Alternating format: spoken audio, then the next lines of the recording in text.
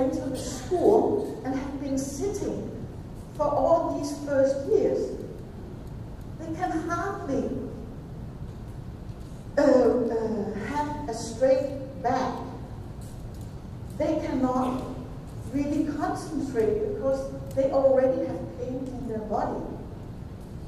And they are not ready to listen because they are not well.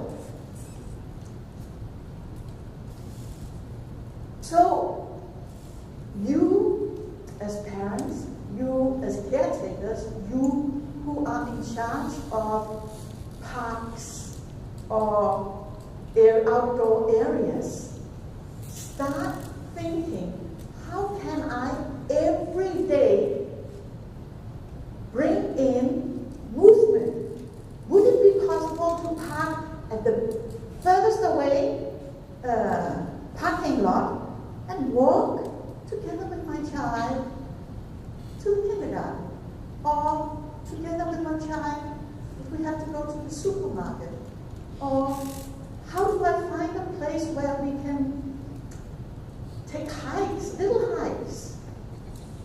Many children, they are like, we talk about children who should be jumping around and feel good, like little goats. I once were in the Midwest America, and there was a kindergarten teacher who had asked me to come and help her to choose an appropriate walk. They had forests of beautiful things. So we went for a walk and with our children, and we had parents meeting, talking with the parents, don't be afraid. We will walk you with the walk we're going to do, and you can see it safe, because there's a safety issue here. You're so afraid. And we need appropriate clothing as well. If you're outdoor, you need good walking boots. You can have them secondhand. It's okay, but you need good boots. Many children today have really bad footwear.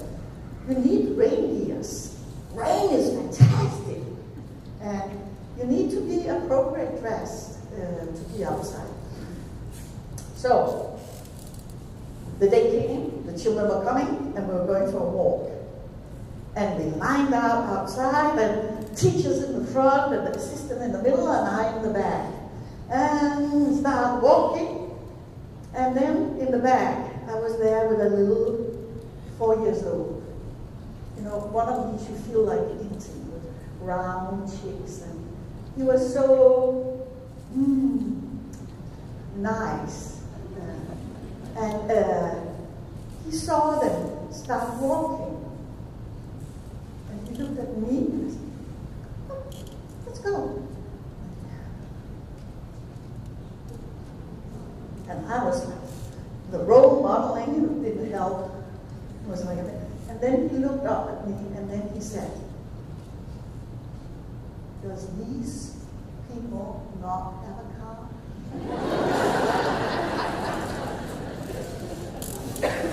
This is how bad it is. That they get so used to being seated, being carried around, that it stopped coming from themselves to use their physical body. Because if you don't use it, it doesn't come. And it's a big concern. Because crosswalking is when you make bridges in your brain.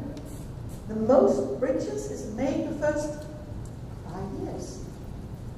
So if you sit the children, you get stupid children. If you want clever children, get them up, start walking, start being healthy, active. I'm not talking about sport or gymnastics and all. Not this simple, cheap walk. So, and also for you as adults, 20 minutes walk, it's proved scientific that the endorphins is arising and you get more feeling of happiness in your life. You can cope much better with your problems and your depression. So, first, sleep, then movement. The third is nutrition. Nutrition in a bigger scale.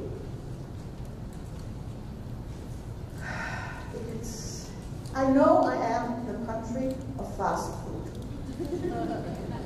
But there's also an organization now called Slow Food. And that's where I got inspired with slow parenting. Food is the heart of family. Kitchen. Wow! Everything is happening in the kitchen.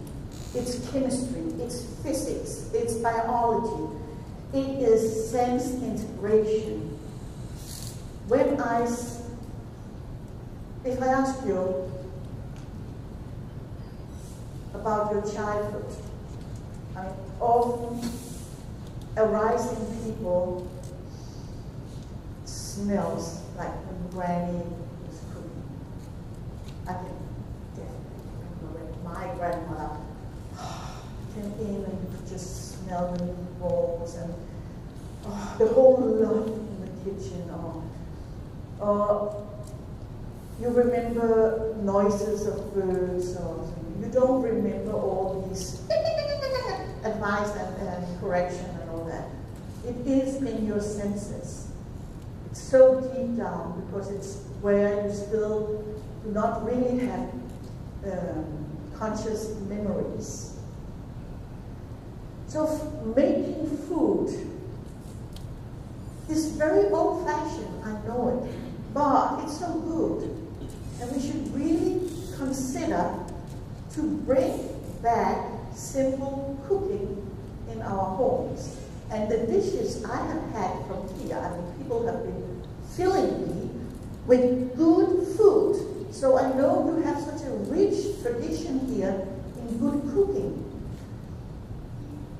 If you want your children to carry your culture, you need to bring cooking back in your homes with the children. Else they will not learn it. And when they become adults, will choose fast food. Cooking is a heart. It's a love. It's love we give to our children. But it's also a consideration of a responsibility of what is good for a child to eat. It's not good with all these snacks you have here in America. People are eating all the time. And it's all like chips and popcorn and biscuits and crackers and soft drinks. And when I look at this, I'm thinking, oh my God, how can they live? And this, one thing is you choose it. But if the children get used to this, they of course go for that. They go for sweet and salty food. And they go for food, toy food, they go for something where they don't have to choose. They get into pizza and pasta. It's just swallowing. And it's not really giving them nutrition. Good nutrition, we have to bring back carrots for snack in the morning. Because they need to chew. Your children don't chew. Your children have huge language problems. Not only here, all over the world. If we want to help them, they need to use the teeth. There's a reason we have the teeth. They need to use the tongue. They need to use the spit. They need to use their physical body. And also they need to have food that fills them up in a healthy way, like grain. Grains are incredible. Millet, quinoa, oats, rye, all these things that maybe you do not like as adults. It's so good for children to have because it takes a long time to digest it, and it gives them a blood sugar that is much more stable. So you are responsible for your children's habit. You are responsible for healthy habits. When they sleep, you can put up your legs, take the chips down and the chocolate. And, you can do all the dirty things that you feel you need to. But don't give it to the children. Don't let them get your bad habits. It can be a choice for them later in life. So consider it. And also do consider, where do you buy your food? I saw a sign, farmer's market. Is that where farmers bring in their thing and you can, I haven't seen it in practice. For children, it's so good to be connected to where the things come from. Because they don't know. I started having chicken in my kindergarten because my city children, they said, eggs comes from the supermarket. You get desperate. But how can they know? Yes, they look the books. The egg comes from the chicken. But it's an intellectual thing. They don't. How can they put a chicken to an egg in reality? Of course they cannot. They need to see it, experience it by themselves so they can connect the world. So to consider, do my children, are they involved? Do I have herbs in my kitchen that we can cut? If I have a little piece of land, do I grow something? All the kindergarten here, they should have gardens full of smells and flowers and things that really speaks to the gardener and the child, that it can experience it. This is what they need, because if they don't need it when they are small, it will be an intellectual thing to protect nature. But if they have their fingers in the earth, looking for the worms and the insect and taste them, hide them, bury them, it's a totally different attitude to nature. And when you start loving nature because it's a part of you, it's not separated from you, you have an interest in taking care. I have 2 little grandchildren.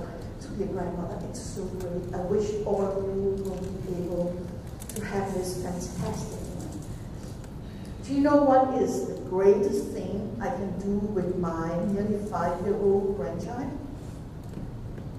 We go to the play yard. They're living in Copenhagen, in the city. So we go to the play yard, and there, the play yards, they have those things where you can open it from up, and then you can collect garbage. I walk around behind him with a paper bag, and he, with this, boys, they love technical things, and he walks around, and we can do it for an hour, taking, if somebody got with it, put a cigarette on the ground, take it up, if there's any paper, if there's anything. He just do it by himself. It's the first thing we do before he starts playing. And this boy, I tell you, he will never ever put litter on the street because he has been collecting it. He knows if you just throw it, somebody has to come and take it up. This is how serious it is. What we do in the early childhood, 6, remains and make logic for the children. So nutrition is a way to open the door to life for the children and inviting them to grow and to taste and to be a part of the cooking is so important. I wish so much that more kindergartens didn't have cantinas. I know I'm not allowed to say it, because that takes sensible work away from the classroom. What would be better to make food that the children can sit and cut, and a carrot, difficult to cut. You have to be nearly 3 years, where potatoes or sweet potatoes is easier. And you taste it raw, of course. And it tastes different when it's boiled. You partake in this. And it means that when you are served your food, it's very difficult to be picky eater because you've been a part of it. You have made it, you have created it, you have been in the process. And you look at it, oh, I've made that big one, oh, this is a little one, oh. And it's joyful. To eat has to be joyful. And it has to take the time it takes. I see so many people here eating on the go. You eat food, you should be sitting and enjoying. I even saw here, with the breakfast, people were standing up. You should sit down and enjoy. Food is not just a thing that's coming. Somebody has been growing it, preparing it, and it's on your plate. And this love, this nutrition, maybe only 20% is actually what you eat. 80% is the senses, the caring about it. So we have sleep. This is brainwash. Sleep, movement, nutrition. Then the fourth is,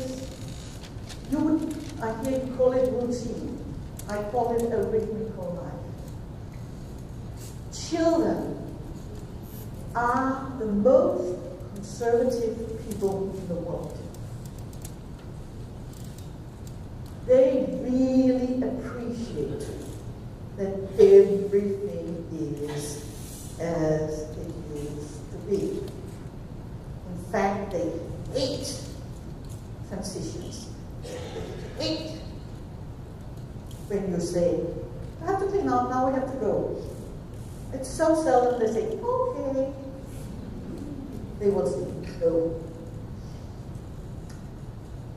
So the way we can help them into life is really to create a daily life where they feel safe and secure, where it is a repetition.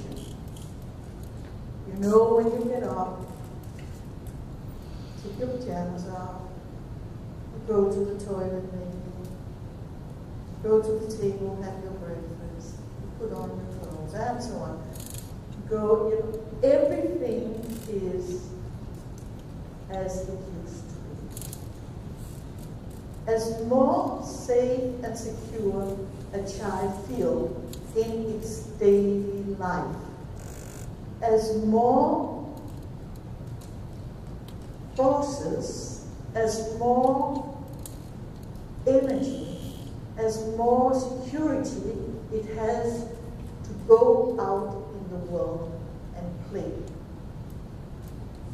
Children who do not feel safe cannot play, or it's very difficult to play. As more secure the child feels, teacher or mom and dad is there, they can play. We all know, or the most mothers know, that when you have a little child, even when you go to the toilet, the child will go with you. It cannot be without seeing you. But if you are the same place, you do the ironing, you do the dishwashing, you don't do dishwashing here, but you do the cleaning in the kitchen, you don't tidy up, but you still put laundry up, or you all have dryers. Well, keep the dryer, put laundry up, and as more you are visible, as more you're doing the daily thing, child, I can relax, I can play. It's the same in the kindergarten. As more visible, concrete work you do, as better the children play, because they don't need to be concerned about where does my main person go? And play is so serious. Play is where the child learns, where they play out what it has experienced. And what is so incredible about play is it doesn't have a target.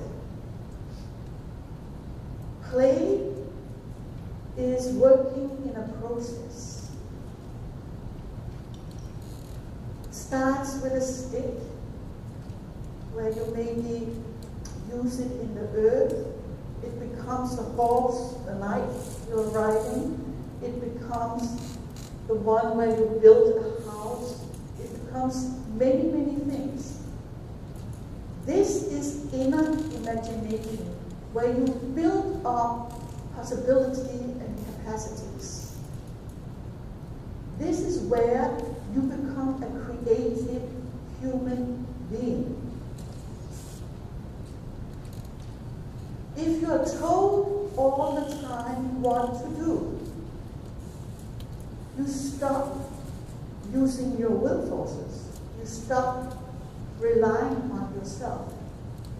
You just do what you're told, and we make perfect little, not walking, sitting.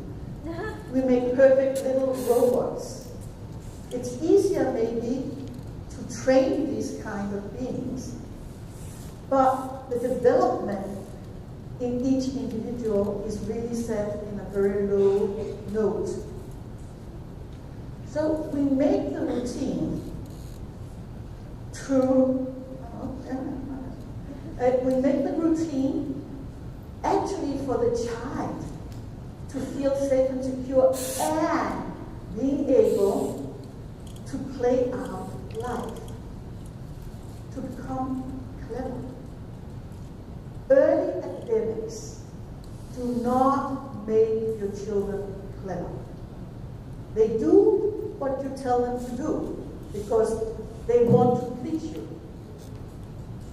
But they cannot remember it. They're not supposed to, they're not mature.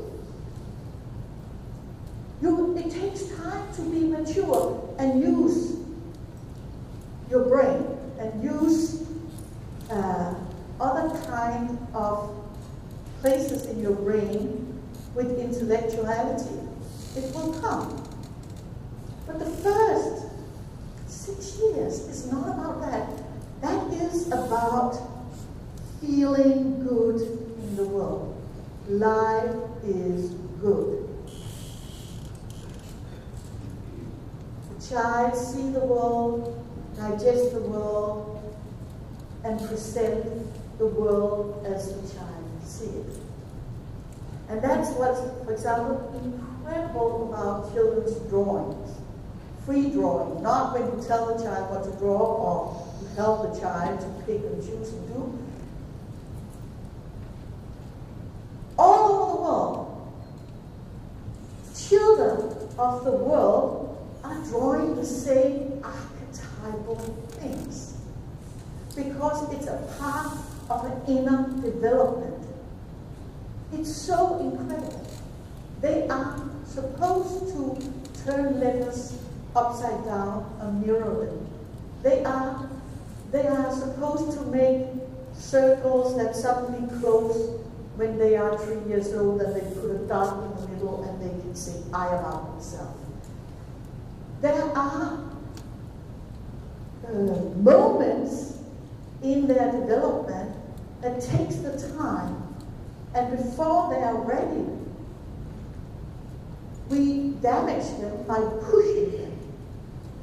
And we maybe misunderstand that a child who do not do what we want them to do or wish them to do, we think they are wrong. They're not good enough. We have to push them, we have to do something. And this is just a child who needs a little more time.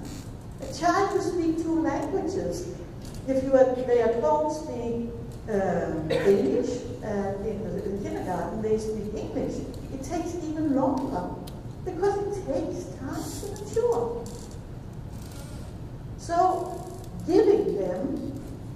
the tool with free play and the adults doing role modeling around them is actually really helping the child to do its own work on itself. So suddenly one day when they come out of the cocoon at the end of 6 years, they turn into these wonderful butterflies who are so ready to the world and say, here I come. And they want to read, and they want to write. And it's something that comes from within the child itself and not from outside in. So I'm really encouraged this rhythmical life within the understanding of it takes time to mature. It will come. We have to trust the children. Trust is so important. It's also important that some children who need help. We also have to see that and give them that. It's not that I underestimate that there can be needs that you need, but many need a childhood where the world is good. And when I can recognize every day and know what is going to happen, I can relax. And I can start to search, who am I? Well, I don't know who I am, but I'm still on the search. But definitely it starts already when you are very little. So we have, come on, Americans. And the last is love. And then love is the most important thing of everything in the world. I don't talk about the selfish, egoistic love. I talk about the love to life, the love to play, the love to strengthen yourself, the love to commit, the love to really do what you like to do because you can see this is necessary. Not necessary because cleaning toilets, who likes to clean toilet? But I know I need to clean a toilet, so I might as well love to clean the toilet. That whatever you do, you are in it. And as adults, we really have a responsibility within love towards our children. The children love us. They love you so much. Every child loves its parents the most. They're so loyal. They look up to you. They are determined on being with you. They need you. They need your time. As adults, of course we love our children, but we love in another way. Because this love also comes with a responsibility. I am an adult, I have consciousness. I need to penetrate what is the best for my child. I need to be able to say yes. I need to be able to say no. Because it's me who is the boss. The boss with love, not with power, anger, control. We are not friends with our children. Maybe when they become adults, like I have 3 children, and I feel they have chosen to be friends with me. I mean, that's a huge thing. But it's first when they are in the 30s. You have to wait a long time. So when they are little, they are not our friends. They are our responsibility. We have to guide them. We have to show them life. And they see that through who we are. How do I engage in the society? How do I speak about people? How do I meet people? How do I meet my struggles? How do I meet life?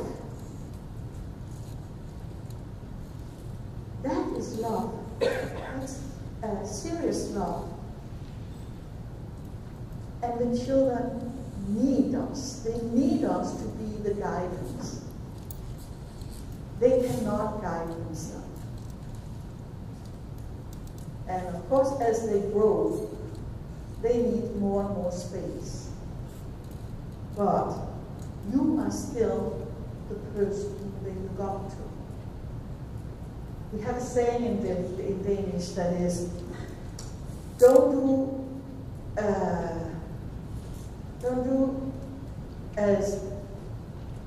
as I say, not as I do.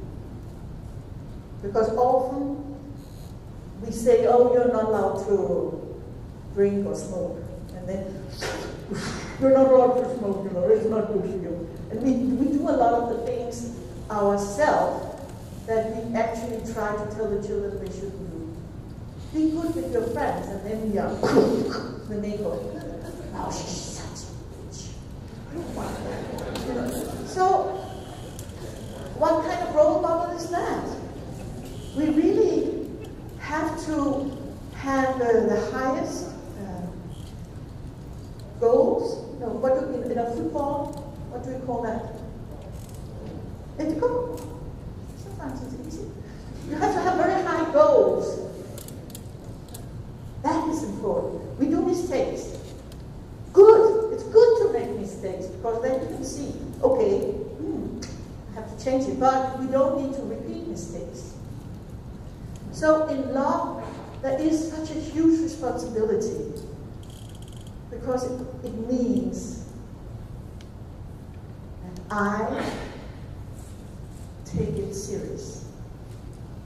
And I walk with you.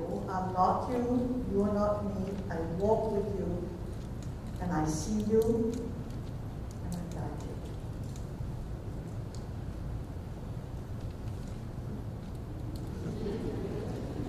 So it's very simple. In a way, it's very, very simple, those 5 golden keys. And they're all connected. If you start walking, you will eat more, you will sleep better. If you start cooking, you will be more intense with your child, and it will feel much more calm, and it can start playing by itself. So in a way, it's so basic that you can remember it. And even when you are not having slept for many days, you can say, well, what was it? It was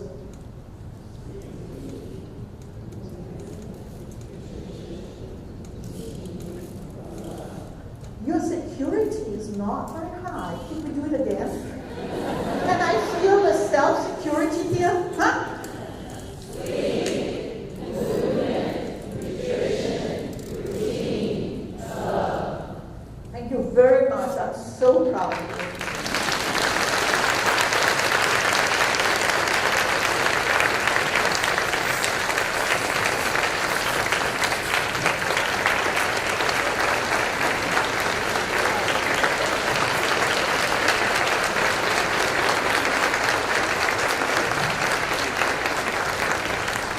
Thank you so much, Hella. I just want to thank Hella for coming so far from Denmark. It really is a hard journey. She came far to be with us, and we're so thankful and grateful for that. And Hella, this is the thank you for us. Good, I can fit it in your suitcase.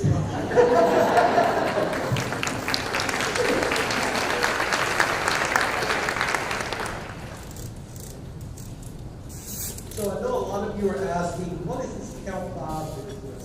Well, I think you have a little clue since you have the 5 golden keys. Count 5 is a 5-month campaign to recruit and encourage parents of young children and their caregivers of young children to adopt the 5 golden keys. So I need those to sometime. Okay. In September, we'll share the value of enough sleep for good function. In October, we will share the value of movement on physical and cognitive development. In November, we will share the value of nutrition and having family mealtime. In December, we're going to give away a special book, which you're going to hear about a little bit later, to children and their parents.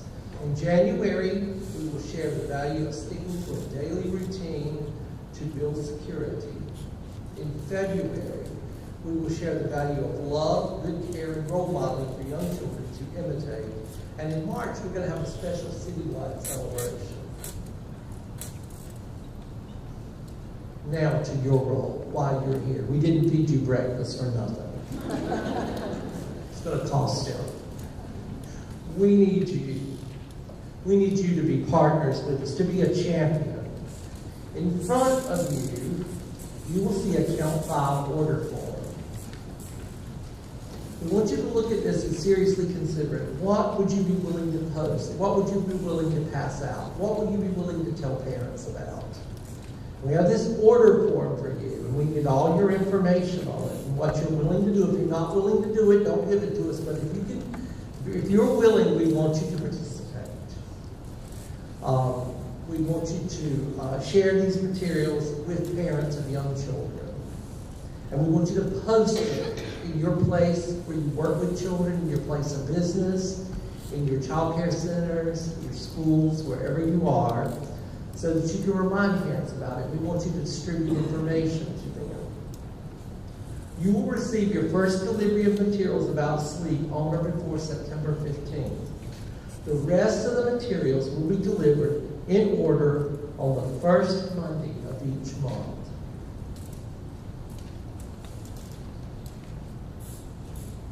The menu of materials include posters and flyers for each month, stickers for each month to distribute to children, rack cards for the entire campaign to explain each of the 5 golden keys, a magnet to remind parents of their commitment if they're willing to sign a parent's commitment form. In September, you may also request a parent survey to be completed at the time of signing a commitment card by a parent. The commitment cards and surveys should be given to the person delivering the materials to be returned to the school foundation. Parent surveys will also be distributed in February to measure program effectiveness.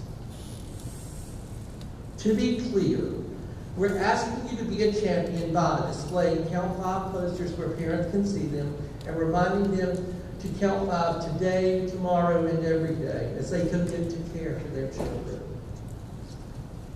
You can be a champion by distributing flyers to parents and caregivers with words of encouragement, or by sharing stickers with everyone, or even with children.